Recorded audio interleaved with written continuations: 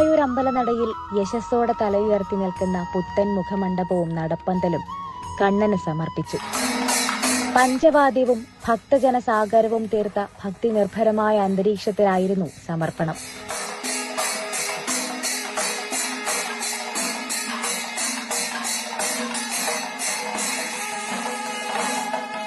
Paschim Bangal governor CV Ananda Bose സമർപ്പണത്തിന് നേതൃത്വം നൽകി.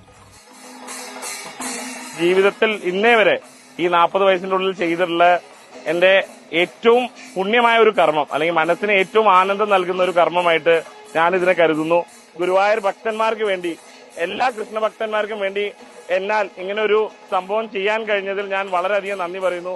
അങ്ങാടിപ്പുറം സ്വദേശിയും വെൽത്തൈ ഗ്രൂപ്പ് മേധാവിയുമായ വിഘ്നേഷ് വിജയകുമാറാണ് കണ്ണന് തിരുമുൻപിൽ നടപ്പന്തലും മുഖമണ്ഡപവും വഴിപാടായി സമർപ്പിക്കുന്നത്.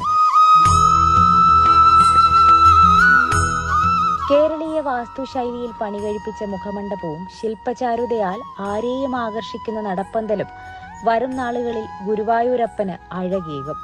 ഇഷ്ടദേവതയായ ഗുരുവായൂരപ്പന് ഏറെ നാളായി സ്വപ്നം കണ്ട വഴിപാട് സമർപ്പിക്കാനായതിന്റെ ചാരിതാർത്ഥ്യമാണ് വിഘ്നേഷ് വിജയകുമാറിന്റെ മുഖത്ത്.